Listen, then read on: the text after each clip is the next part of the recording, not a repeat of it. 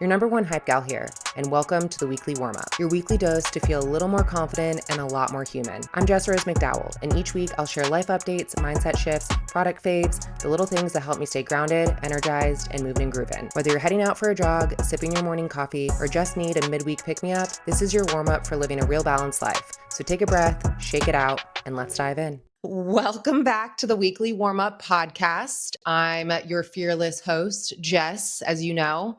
Today, we are bringing back the guests. I have had, 2-3 solo episodes, and I'm bored of myself. So I had to bring back a guest, and I felt like this was the perfect time to bring on a gal pal of mine. I actually met her through Durin at her birthday party, who I recently had on my podcast.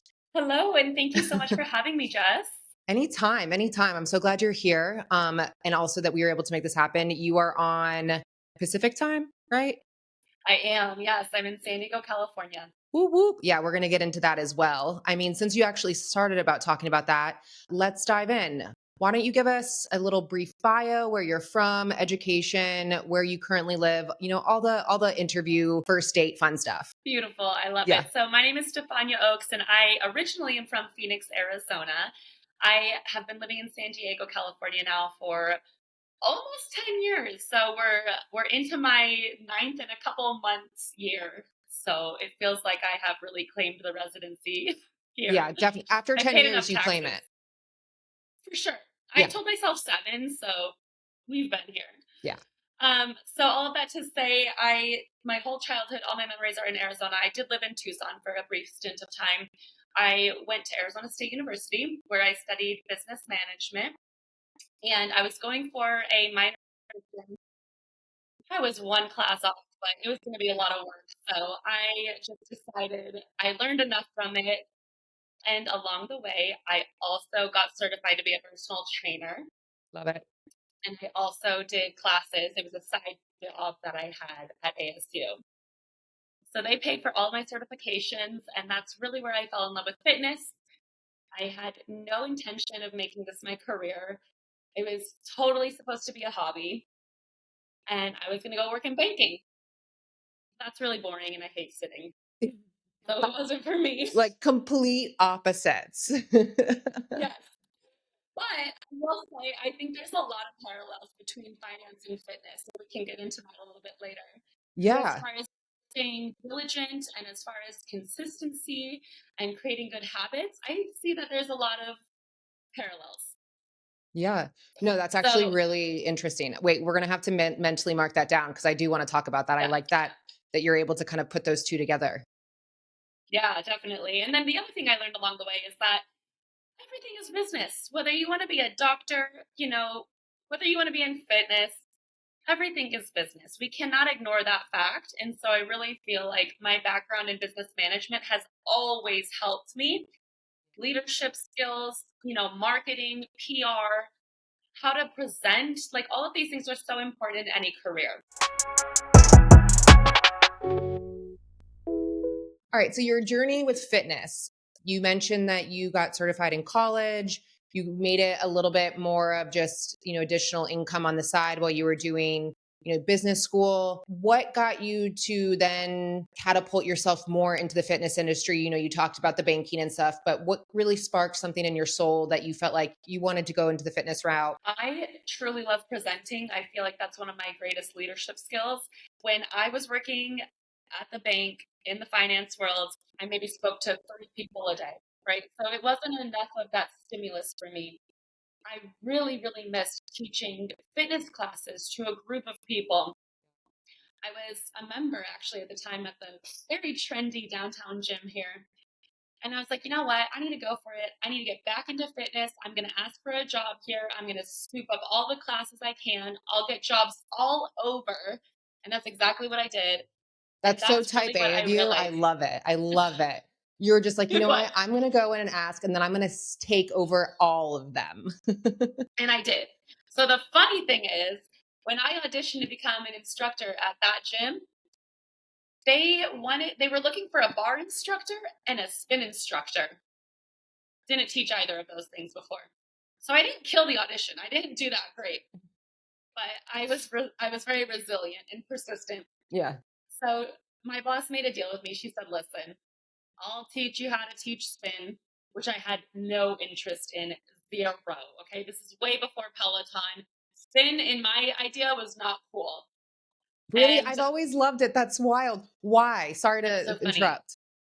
I just hated sitting on that seat. It felt like it was bruised every Yeah. time I sat there. Yeah, yeah, yeah. It should You get just go used to away. it. You get You used to get it. definitely. So Yeah. that is what happened. I did learn to fall in love with it. Yeah. It's been years since I've done it since then, but I did whatever it took to get my foot in at that gym. And I quickly rose to one of the most popular teachers. Every single one of my classes was completely like sold out. Love it. We didn't really like sell out classes, but they were packed. So I Mhm. felt on fire again. I don't know that all gyms pay like this, but it was definitely not enough money for me to survive. Yeah. So I had this conflict in my schedule where I was very busy in the morning, 6 a.m., 7 a.m., 8 a.m., and then I would have 9 a.m. to like 11 free. And then I teach a couple 11, 12 classes in the middle of the day. And then we had that gap again. And then I had to be available for the evening classes for the corporate people who finished working. So what did I do? I dog walked.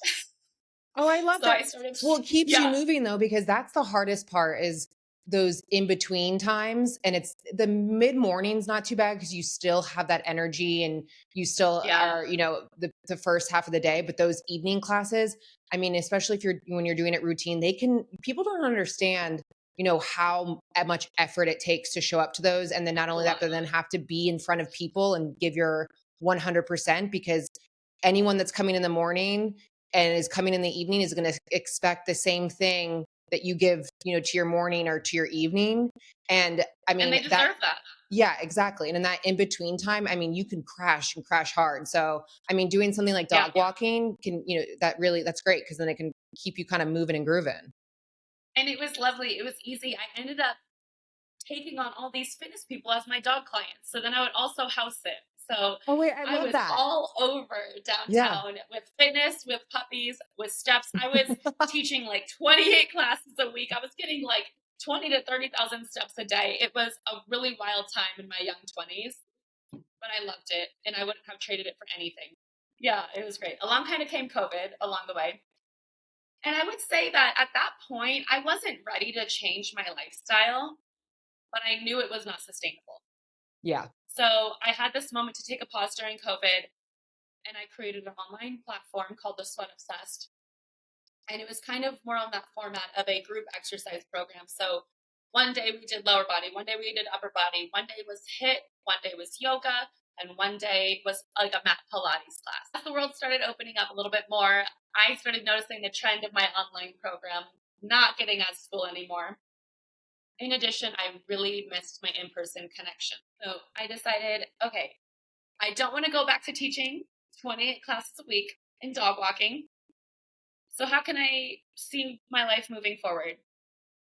I actually got recruited to become a personal trainer at two different country clubs in the Rancho Santa Fe area, Oh, nice. which is very aligned with me because I'm a golfer as well.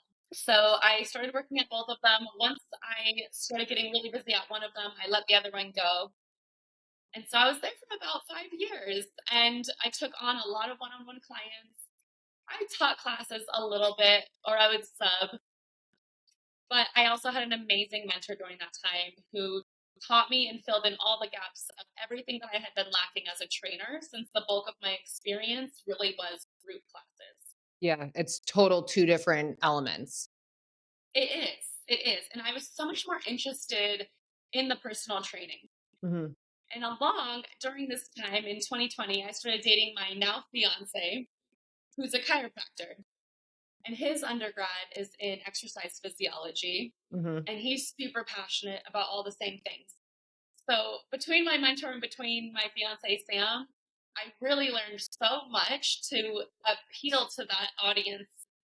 I had clients from age 14 all the way up to 93 years old. Wow. So you Everyone you had an really injury. you trained everybody. You didn't have just one Yes, like line of specialty niche. then. Yeah, or niche, yeah. Absolutely not. Yeah, everyone.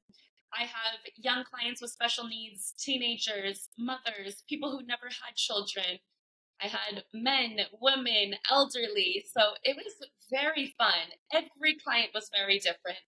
And I just feel like I just learned for 5 years. And you know what really bothers me about our industry is I always felt like no matter how many years of experience I racked up, when I started at a new place, our starting, pay per hour is this Yeah. for anyone new. As That's you why work I up for stopped years, you that. get I that. was, yeah, no, Yeah. So that, your cause experience doesn't compound. exactly. Yeah. And it's an interesting conflict, right? Because as someone who's going into business and being a Yeah. business owner, it's really hard to offer someone full time benefits when they are not full time employed. Yeah, So absolutely. it really kind of creates a part time employee. Well, you have to, because I mean, in our system and our government and the way our healthcare is designed, it forces you to do that because it's Yeah. not feasible for smaller businesses to pay extra for benefits. But then at the same time, it's then, screwing and putting out people that are using their bodies Yes. to work, and then they're not, you know what I mean? And then they're having to either be on the other significant others benefits, or, find independent benefits, which, can be okay, but it's obviously more expensive. So yeah. It is a tricky industry. I will say, I think there's many ways you can milk it. And Yeah. we can talk a little bit about that if you want, because Yeah. there's a lot of benefits too. I Yeah. feel like I'm a part of all of my clients' families. I have Hmm. been taken on many incredible experiences that in any other job lane you would not get to do, whether it's been going on vacation, spending holidays, really being a part of their family. Yeah. People don't take their bankers on vacation with them. I'll just say it now.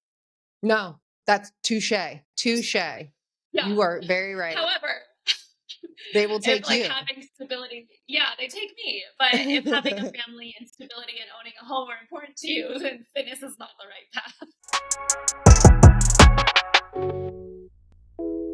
But going back to, so you were at a country club, and then where kind of did you go from there after being there for 5 years?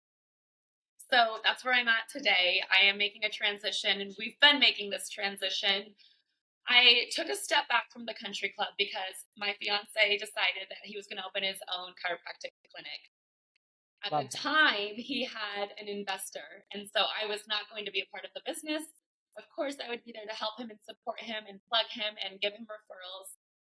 And then the investor backed out. So I sort of felt the sense of responsibility. We just got engaged 6 months ago at this point in the timeline. And I was like, this is my family. This is what we're doing. I can't leave this guy hanging. I have a business background. This is really kind of aligned, and I think where we're meant to go is together. So I was kind of coming to terms with, okay, maybe I'll be the manager. I'll kind of do front desk shifts for him, but I'll do his social media. Like, I don't need to be a trainer anymore. It's okay. Yeah. So along came the most perfect commercial lease that we could have found. And it came from one of Sam's longtime patients that he's been seeing for 12 years, who's a big real estate guy. His name is Paul. Thank you, He Paul. We had, love you. oh my gosh, you have no idea. So Paul had about a 2,000 square foot space in the building he Nice. owns where he runs his companies. And Okay. he gave Sam a tour. He was like, I kind of wanted to make this space a wellness area anyway. I'm thinking sauna and cold plunge here. There's this huge room your fiance could turn into a gym. And then there's all this space where you could have treatment rooms in your own office. What do you say? Uh, It was just like that sounded everything that we could have ever wanted. that's what I was going to say. Like, that's like a dream come true. I felt like that wasn't even real. It wasn't. It really wasn't. When they say trust the universe, everything in good Yeah. timing, this is exactly what that was. Yeah. Wow. That's All of the pieces amazing. came together. Yeah. So today the space is built out. It is gorgeous. We aren't fully operational yet. So like I said, I'm still in that transition. My gym is completely built. It's about 25 feet by 27 feet. I equipped it with all brand new Titan equipment. It's beautiful. We've got 2 infrared saunas, and we've got cold plunges on the way. They still haven't been delivered. But Those are a difficult one. they're difficult to do. And for whatever reason, it's been difficult to deliver. That's And funny. then all of the treatment rooms are built out. And there are many stumbling blocks along the way. Like something that I keep telling people, they keep asking, when is your open date? Well, the government's shut down right now. And for anyone out there who didn't know this, because I didn't know this, if you're going to get an SBA loan, the government needs to be open. So we've applied and been doing, Wow. yeah. So we have done all the paperwork and have been waiting basically since May for this SBA loan to come through. The loan officer was like, okay, at the end of September, it should come through. So we followed up. First week of October, she goes, as you know, the government's shut down. No funding is going to come through until the government opens. So still to this day, I can't give you a date that we're really going to open, but I'm starting to see some clients, at least people who I've known before. But there's things in that SBA loan accounted for, such as Sam's chiropractic table, the red light bed we're going to order, office furniture, artwork, that we are not able to order or do anything yet. We're maxed out on credit cards. So the struggles of entrepreneurship are here. But I want to encourage anyone listening. I have never felt more trusting in my future. I feel so aligned. I know this is going to work out. I have a major belief in us. And as unstable as this sounds and as crazy as this sounds, this is the easiest yes decision in my life. I love how optimistic you are under the circumstances of how just the sequence of unfortunate events that have happened. And I mean, obviously, you could have never thought that the government would be shut down, come all this way from May to September and then, beginning of October. But how you have literally put everything that, your blood, your sweat, your tears, finances, all your trust into something. And for it to be something like the government not being open, and you have these credit cards that you're dealing with in a business that are intending to open, and you're still smiling, is really, really It's motivating. crazy. I'll say, as much as I want to be like, great job, I also want to be like I yeah, I don't know if I would be as optimistic as you are. I know that I'm sure you've had your moments, but I believe it will be always fine, of course, but I'm sure it's It's stressful. crazy because I have been way more stressed out when I was making way more money. Yeah, I have not cried throughout this entire experience, which is wild. good. Because like I said, I know what we're building is very valuable. I know it's going to work out. When I felt stressed out before, yes, this loan is out of my control right now. But when I felt stressed out before, it's because I couldn't change what was going on. I am in so much control owning our own business and putting it together. All of these other things that have not gone our way, I've been proven wrong and have been shown that a better thing comes along. When we were so excited about Sam having an investor, we were sort of crushed when she decided to bail. And I looked at Sam and I was like, okay, do you want to move? Do you want to get a job? Should we just take a couple months off, break our lease, leave California? It's expensive here. This isn't a great place to not know what we're doing. And he looked at me with the most certainty and he was like, I want to stick to my plan. This is the plan. I was like, okay, saddle up. Here we go, cowboy.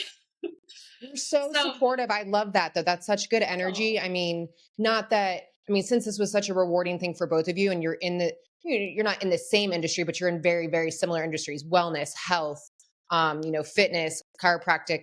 So being not only to be able to be a team together, but then supportive of each other is, yeah. really admirable, because not a lot of, couples will go down the path of doing all of that together and wanting to be around each other, and can and stand each other, Yeah. or Yeah. at this point, maybe one would be more upset than the other, but to see that you both are just like, you know what, we've been through shit already, this is one more thing to add to it, give it to us, because the more shit you go through, the better it is on the outside. I mean, on when you come over on the other side. And I go back Yeah. to, this is a little bit cheesy what I'm about to say, but I've seen this quote from We love Beyonce. She cheesy. says, We love cheesy. good, me too. if there's anything I'm willing to bet on, it's myself. Yeah. So, as risky as it is, it's a really good time for us to take this change. And Yeah. I will say, I've always believed in Sam. I think he's extremely skilled at what he does. The only thing I was ever unsatisfied with in his career, or since the time we had been together, at least, I will say, with the last clinic, had nothing to do with him, had nothing to do with what he was doing or what he was selling. It was really the team he was working under and what a lack of involvement of decisions he was given. So I have been waiting for something like this to happen. My only thing I've told him now is I wish we would have taken the jump a couple years ago, but Yeah. maybe Paul wasn't ready for us then. Yeah. No, exactly. Cause then you maybe not have had this amazing, I mean, 2000, you said 2000 square foot place. Like that's a good size for, a wellness, Yes, fitness gym. I don't know. I know you call it, so it's optimal wellness, optimal. right? So OPTML. PT. Yeah. Which I love. I love because, Yeah, thank you. doing the play. Yes. Yep, exactly. The play on words there, Yeah. it looks cool. It was available, the LLC and the Instagram. We were like, Which let's is like go. rare these days because everyone has an LLC. So like, I mean, you can't go on there. You can't even LLC your name because I'm sure it's taken. Yeah, totally. So it's okay. Do we want to get a little boo boo? So this is where it gets really crazy. Okay. Sam came up with the name. I think it was the second name he came up with. His investor hated the first name that he came up with. So when he The came up with first like the optimal, she first loved it. investor. Okay. Exactly. So that was kind of cool though, and I really feel like she was placed in his life to give him the confidence to leave the clinic he was at.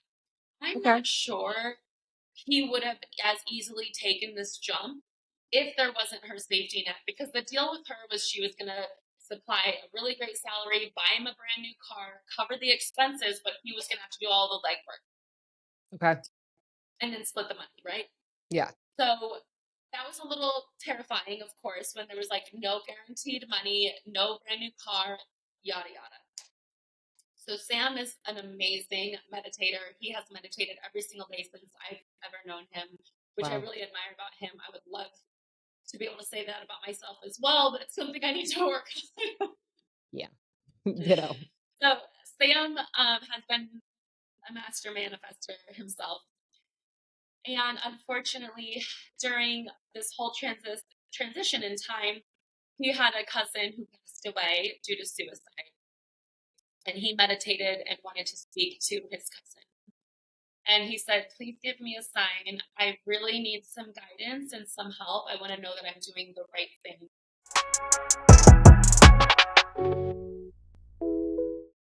So AI is like becoming all the rage in the summer. And Sam's like, oh, I'm just going to have AI make my logo for the new company. So let me give you a little background about his cousin Travis. Travis is extremely educated. I read his obituary. I couldn't believe the background he had, but in like forestry and hunting, and he had so much job experience, everything to do with like nature. I couldn't even tell you really because I'm not an expert in this realm. So trees are very symbolic of Sam's family. His grandfather purchased 300 acres of tree farm land, which Sam's father to this day maintains. Sam just wrote, my name is Optimal Health for the LLC. I need a logo. Sam growing up was an only child. His family has this thing where they say 3 strong. So Sam has now adopted that to us with me, him, and our dog. The number 3 is very symbolic. And our previous dog passed away at 3:33 in the morning. So 3 is just our number. It's a whole thing. Yeah. I'm 1111. I get it. It's real. It is. And you It's a gotta look real for those thing. signs. When the AI populates back the logo, it was a tree with 3 leaves. It's like, you Stop. can't make that up. No, Yes. that's, Chilling. yeah. Wait, I love that though. That's the type of Yeah. stuff that just, it gives you more hope. It's like, this is, Yeah. it's, that is amazing. No, I love that. Amazing. Okay. And Yep. that's, and that's that. Yeah. And that was our sign. So we knew that this was the right Wow. thing. So there's a lot of faith here. Goosebumps. Yeah. I love that. first of all, I mean, I'm sorry for his loss, obviously, and your loss. Meditated, asked his cousin, please just give me some sort of sign. Who would have thought that today we would be like the signs through AI, which I believe. It's just Yeah. wild. It's It's amazing. wild because this is a health company. He said optimal health. It could have been a skeleton. It could have been any medical type of logo. Yeah, And to put a exactly. tree is so symbolic. And then for it to be 3 leaves, not 3. just a tree with a bush on top, Yeah. is just insane. Yeah. No, I love that. It's amazing. And it's going to be one of those logos that I don't know if you'll have a full talking point and discuss this with people and when they come in and get to know your studio and your wellness area, but people love to relate to others, and people love what, especially when it's, local studios and small businesses, they love to feel some sort of connection. And it's relatable. We're all Yeah, human. We're all connected. exactly. No, that's so beautiful. So we're Thank opening you. soon, or you're opening soon. Yes. TBD Pending as to opening when. soon. Maybe the Yeah. government can listen to this and come back to work for one day, if just to approve Please. this. It's just such a shame. I can't imagine, all the families and the people right now that are, going through some serious things because of this. So, Yeah, it can be quite messy. San Diego's a military town. We know a lot of people deployed and working on base, and thankfully some of our friends who I've spoken to were still able to get paid, but that's a huge deal to be yeah. expected to go to work and to not get paid, and your entire career basis is off of donating your life to the military. And you're deployed. Thank you. So you're away Yeah. from your family. That's really unfair. It's so really backwards. unfair. No, We all have to go to work. Get back to work. it's inhumane. Like, it's just, yeah, that's what I don't yeah, I'm sorry, but like, go back to work, please. Like, I don't want to, dive into politics and, start drama, but I just don't understand that there are certain industries, or there are certain levels of in government or in this world that are just able to decide that they don't want to work, and it's okay. I do think it's wildly inappropriate that a government can have a shutdown. We're not a third world country. We are leaders. There are a lot of people in our country who are super affected by this. It's completely inappropriate. Yeah, no, it's bad. It's bad. It's a long time to throw a fit. Moving on. We'll leave it at that. We'll leave it at Yeah, that. it's a long time to throw a fit.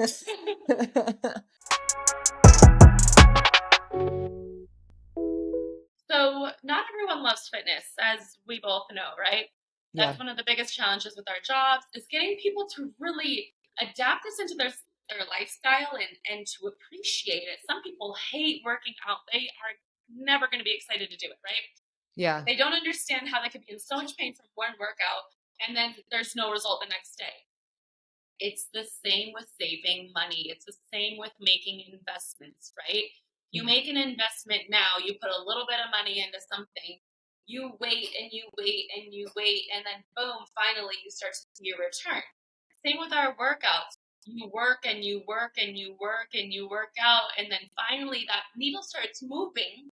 You start to feel better. You start to look better. You start to develop muscle. The muscle starts doing the work for you, just like your investments do the work for you. So I think the two are actually very parallel. I don't want to say they're intertwined, because just because you're really good at fitness doesn't mean you have great finances and vice versa. Yeah. But I think that's a really easy way to explain to a high net worth individual who hates fitness, because they usually understand numbers. Yeah. Yeah. Wait, you should do a series on Instagram of this, because since you have the background, because I was thinking like you maybe wanted to, like, you could do this where like it was like a workout segment where you were talking about finances and exercising, but I just find that it would be highly stressful for you to do both at the same time like that. I mean, yeah, but that would be such a cool series to just be able to relate, finances with exercise, even if it was like one movement and one tip, and if anyone else takes this, we're coming for you. Anyways, go on.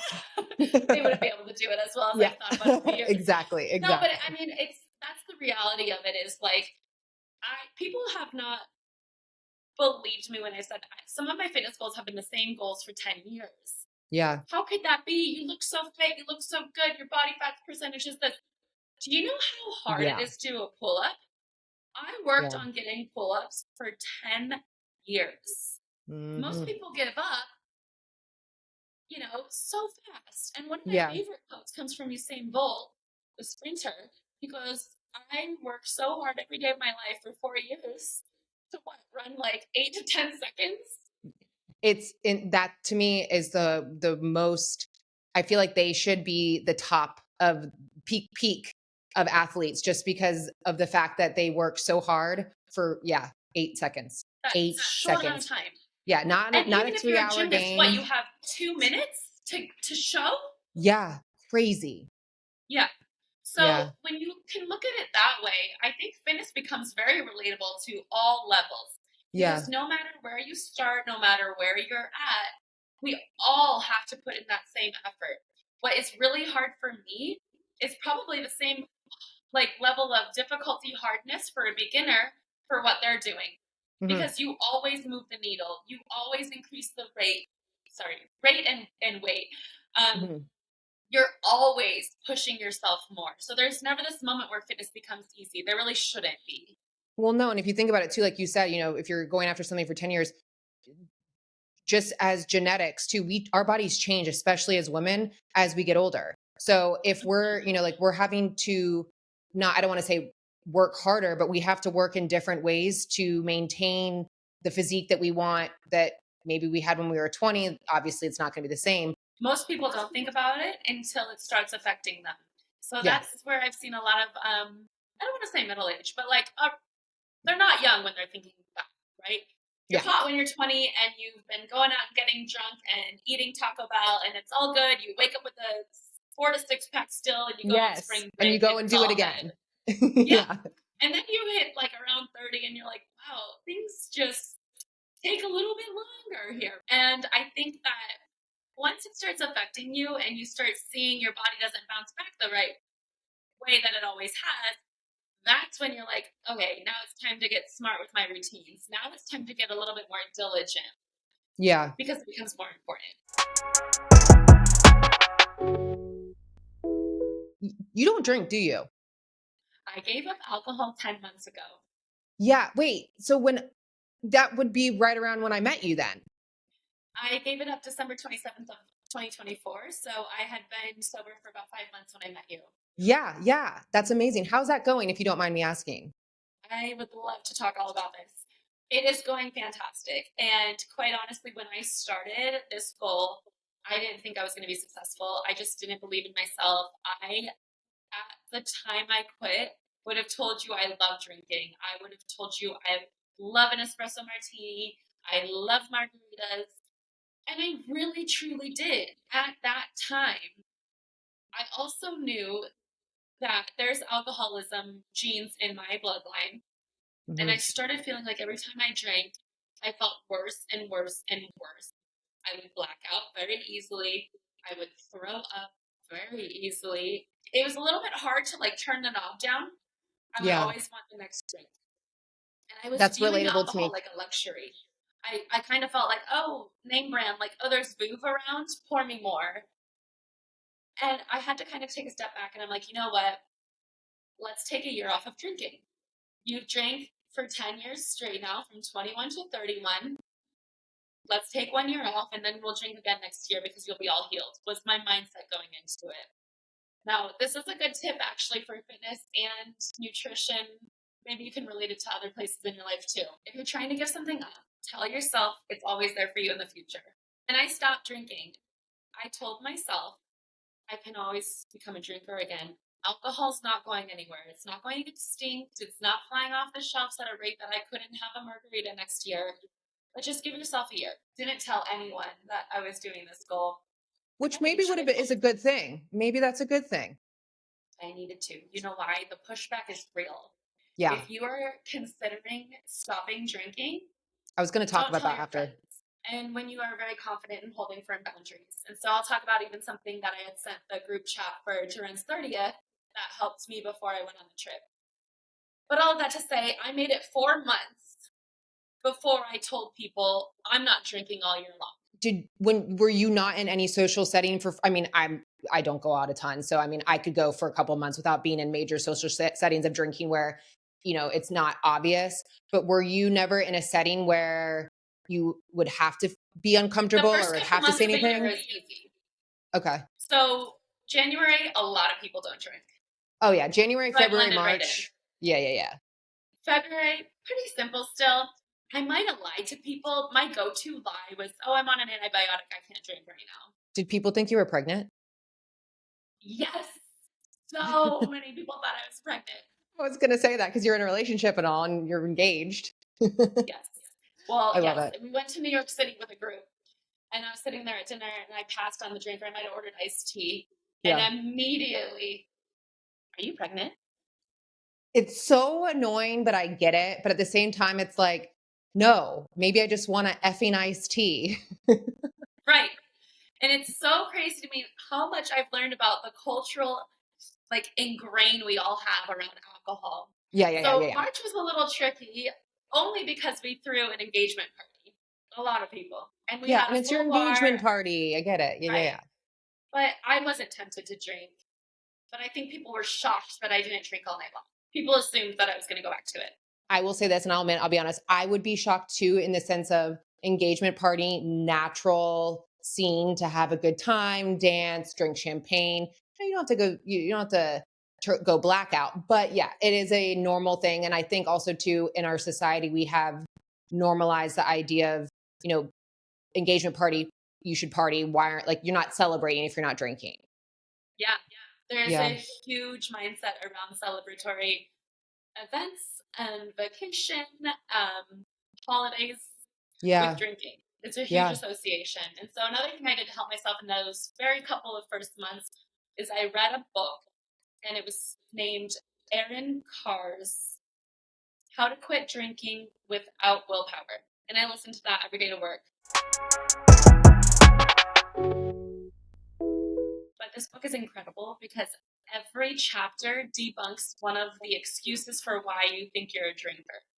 Yeah. If you like to say, I just love the taste, there's a whole chapter telling you about you don't actually love the taste. Because think about that first time you ever had alcohol. Did It you love the burns. taste? No, it burns. It goes down your esophagus and it feels weird. Doesn't taste right. And then it's in your belly. No, no, no, no, no. I did It's an not. acquired taste. Yep. You only like it after you have it so many times. Mm-hmm. So this book was Wow. fantastic because it Yeah. debunks everything. Some people are like hoity-toity, right? Like, oh, well, I'm a wine connoisseur. I'm a tequila connoisseur. Well, then it talks about like why alcohol is actually not a sophisticated thing. And listen, for all the listeners out there, I'm not trying to shame you about drinking. No, you don't have to I'm say just that. We talking don't about need my to be, experience. yeah, we don't need to be politically correct with that. Like, that's one thing I always Okay. put a stop on with this podcast is we're not being politically correct because we're not offending anybody. It's simply from perspective only.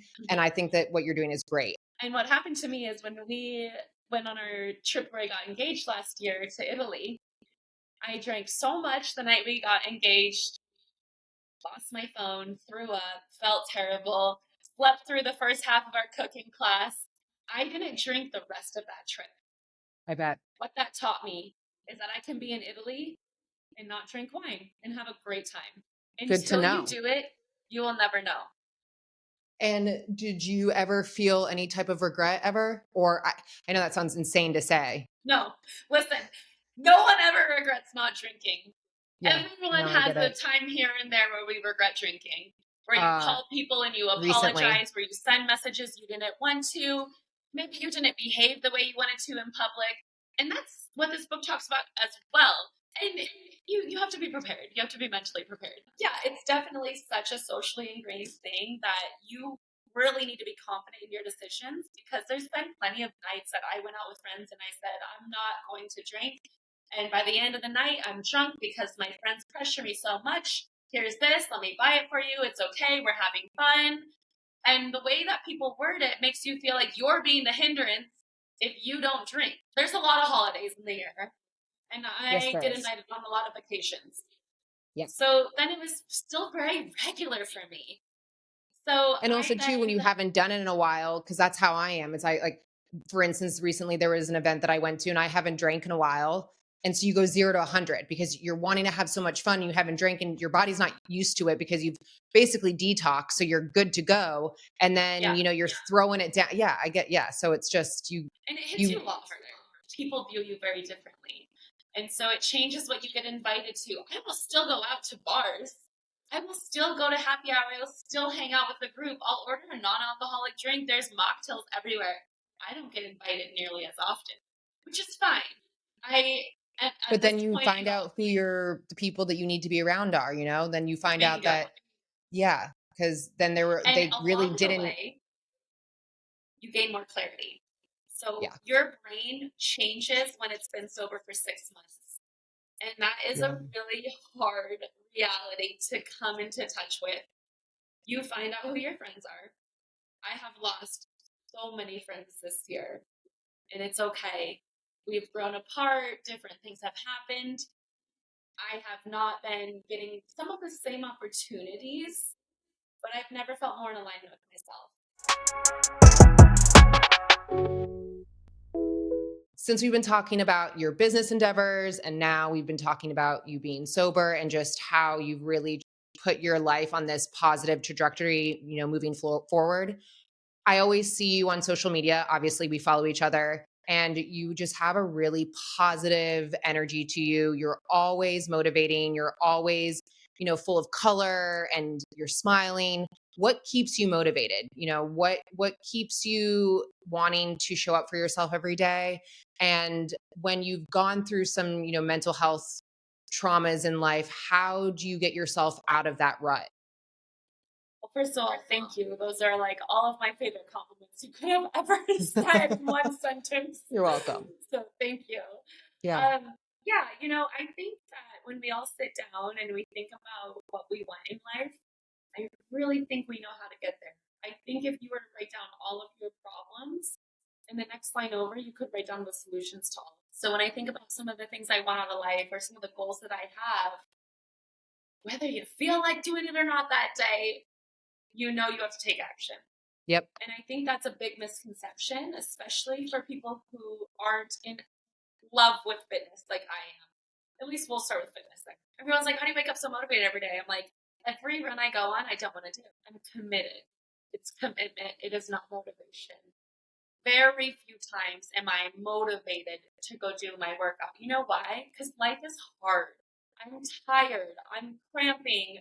There's a lot to do. My laundry, my meal prep, work. The government shut down. The government is shut down. Money, debt. Like the dog needs me. He's been in the crate, right? So like you could come up and negotiate with anything against yourself. What you will stick to is your commitments, right? Yeah. So people need to get to a place where they know where they want to go in life, or they know what their goal is, and no matter what comes up, they do it. I love that. No, that's so true. And I actually, was it my last episode I did? Yeah, I was talking about how I read an article that was talking about neuroscience and how motivation doesn't cause effort, effort causes motivation.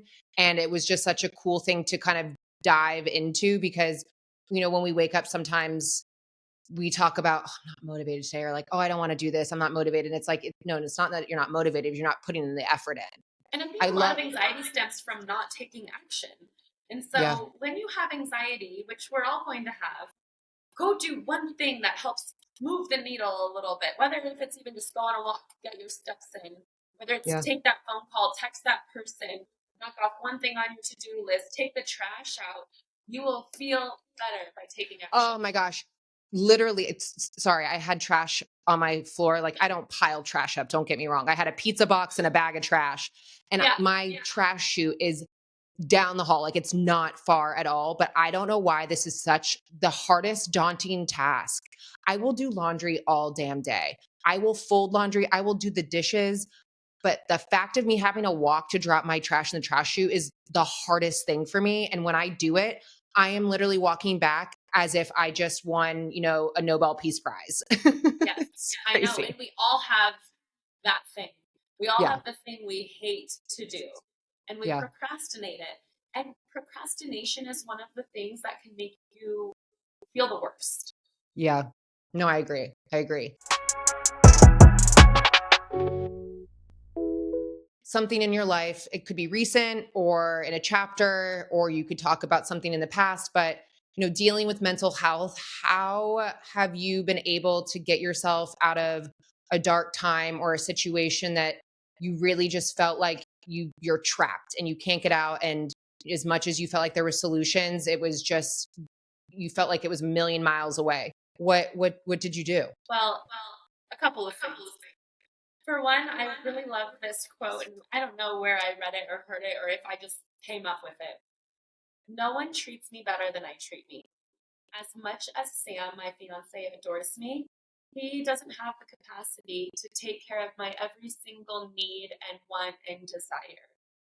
Can things in life be easier and harder based on who we surround ourselves with? Yes, absolutely. But at the end of the day, no one is going to maintain me. No one's going to work out for me. No one's going to wash my hair, do all the things that make me feel better, that help maintain myself. And so I think sometimes when we feel like a mental block, a stumbled position, right? Anything that can really bring our mental state down. That's kind of what I meant on the last thing I said too about if you wrote down all of your problems, I bet you can write down every solution that you Yeah. would need to. And all it takes is taking an action step towards. So I can tell you I've really struggled being in California and for a large portion working at those country clubs where everyone I knew was wealthy and I am not, and yet. And it is very daunting because you kind of see the discrepancy of where you now know life can be and how fabulous and easy it can seem, and then how hard you're working and the needle's not moving. And that was a really difficult dynamic for me to wrap my hands around, feeling like, wow, like money could solve all of my problems. But then I know all these people with all the money and they still have problems. And Sam always says this to me: if you were in a room full of people and you all wrote your problems down on a piece of paper, folded it up, and put it into a jar, I guarantee if you had to pick a new problem out, you were hoping it was your own. So you know how to deal with your own problems. So we all have Ooh. battles. Yeah. And my point there is that we all struggle with mental health. And I think one thing I've seen is that people who are in the depths of struggling with mental health think they're alone. They think they're the only one in that position. They think it's like drowning in an empty sea, no one else is there. And I wish that everyone realized we're all struggling with something. Mhm. And some Amen. of us are more privileged than others. And I'm not going to sit here and deny the fact that I feel very privileged. I feel very lucky. I love who I am. I know what my talents are. I like what I look like. There's a lot of things I have figured out, but there's a lot of things I don't have figured out. And I will sit here and also remind us that celebrities with the highest beauty marks, the most money, the people to do everything for them, still struggle with mental health. Could potentially be some of the most lonely people. Exactly. So Yeah. I think we all need to work on our confidence in loving ourselves because you're the only one who can solve that for you. And of course, there's going to be things that I'm not educated on, like brain chemical levels and certain things that might be genetic or that we really Yeah. are disadvantaged by. But again, I go back to take action. If you're Yep. struggling mentally, are you sitting there crying, feeling bad for yourself, and just not doing anything? Even if you go for a walk and you see one pretty flower, take one action that can make you feel better. No, that's so true. And that you're never alone. I always find that, I think for me personally, I have always reminded myself that, just because it's very easy to put yourself in a hole, not ask for help or not talk to the people that, you truly love and that truly love you, because it's just hard to talk. It's hard to want help, or it's hard to ask for it. Sometimes you feel like you're a burden and you don't want to be a burden because everybody else has things going on as well. So why do you matter? Once you realize that those people are there for a reason, just like how you would hope that someone would come to you. So yeah, you're never alone, and to always, yeah, to ask for help if you need it. That's not a bad thing. That shows Everyone needs that you're help. Yeah, exactly. Yeah. We know that is November. Golly, it's November. It's I Christmas don't even, already. yeah. Okay. Are you one of those people? Okay. I was hoping not, because I loathe the person right now that is already setting up for Christmas. You do not need 2 months of Santa Clauses and snowmen, imaginary characters, and I'm not going in the religion side or anything like that, just in general, in your home decorated for 2 months. That is insane. I'm And here I'm sorry. with you, but also my birthday's in November, so November's all about me. And then I'm, we can go to I'm Christmas. here for that. Yeah, I'm here for Yeah. that. Yeah. No. I'm okay with that. Like, absolutely. I'm down to celebrate somebody over having Christmas up for 2 months. No. Christmas can start the day after Thanksgiving. Sure. I don't mind that. And it ends January 1st. It is done. Get it down. I don't want to see it for another 10, 11 months. No, sorry. Well, and you know what? Growing up in Arizona and then now living in California, we don't have a season change, okay? So, like, maybe if I lived in Yeah. a snowy place where it really felt like it was already Christmas, I would feel differently. But I'm right there with you. I was at the mall the other day and Yeah. they were playing Christmas music, and I was like, "You've got to be freaking kidding me! This music is the Netflix worst." says, yeah. Netflix now has already dropped the the Christmas line of movies.